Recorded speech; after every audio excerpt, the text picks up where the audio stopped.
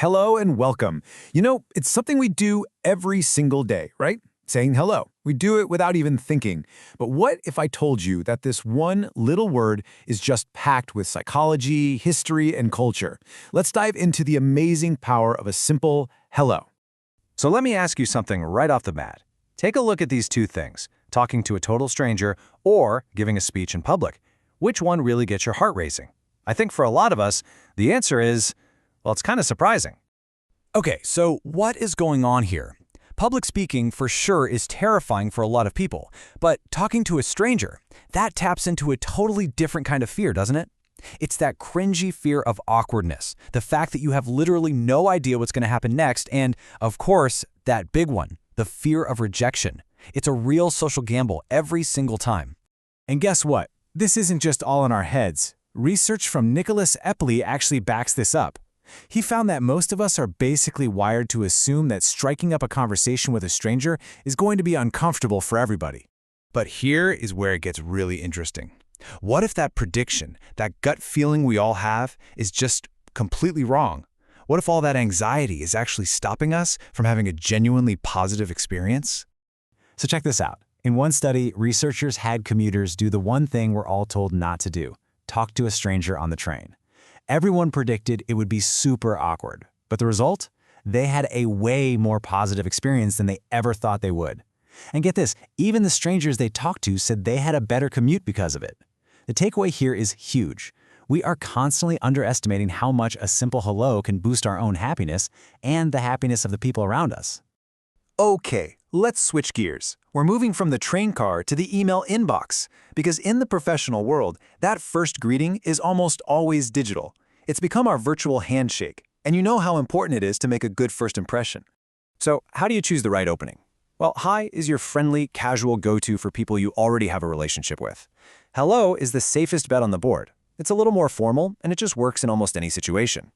And then there's dear. It might feel a little old school, but trust me, it's still the absolute gold standard for formal stuff, like cover letters. It just immediately signals respect. But what do you do when you don't even have a name? The dreaded unknown recipient. Well, step one is always to do a quick search online. You'd be amazed what you can find. If that's a dead end, addressing them by their title, like Dear Hiring Manager, is a fantastic modern solution. And if you're really stuck, a simple and polite greetings always works. And here are 3 quick mistakes you absolutely want to avoid. First, and this is a big one, always double-check the spelling of their name. It takes 2 seconds and shows you care. Second, can we all agree to just retire "to whom it may concern"? It's so cold and impersonal. And finally, a little pro tip. Your opening greeting should always end with a comma, not an exclamation point. Save the excitement for the body of the email. All right, let's step away from our keyboards for a minute and take a quick trip around the globe. Because a handshake might be the standard where you live, but believe me, it is just the tip of the iceberg when it comes to how humans say hello. First stop, Thailand. Here, the traditional greeting is the Y. You press your palms together like you're praying and give a little bow. Fun fact, the higher you place your hands, the more respect you're showing. Now let's head over to New Zealand. The indigenous Maori people share the hongi. This is a really beautiful greeting where you press your nose and forehead to another person's. It symbolizes exchanging the breath of life. And in many Gulf countries like Qatar or the UAE, you might see men greeting each other with a khash makhash. It's a sign of deep respect that involves gently bumping noses 1 or more times. And now for what might be the most surprising greeting of all. Let's go to Tibet.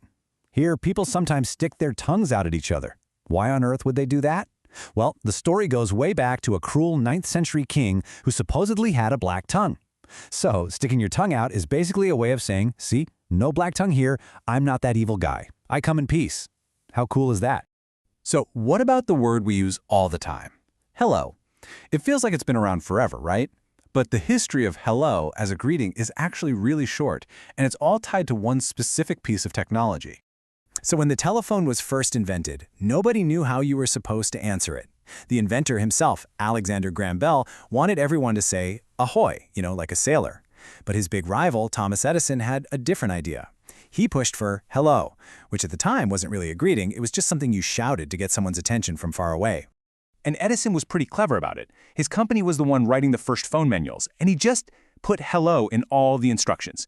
By 1880, it was a done deal. At the first National Telephone Convention, hello officially beat out ahoy. It became the standard way to answer the phone, and from there, it just jumped right into our everyday lives.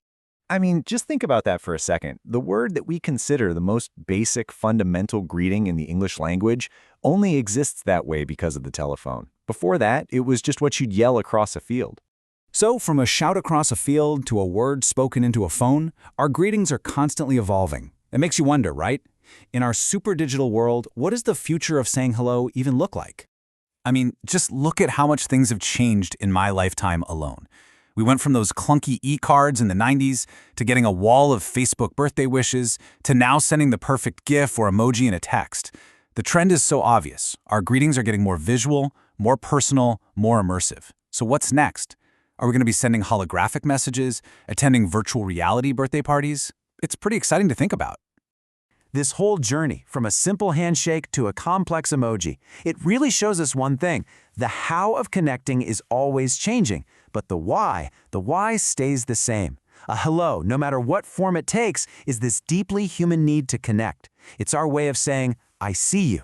So as technology keeps changing our world, the real question isn't just what comes next. It's how do we make sure our future greetings don't just get more advanced, but more meaningful too.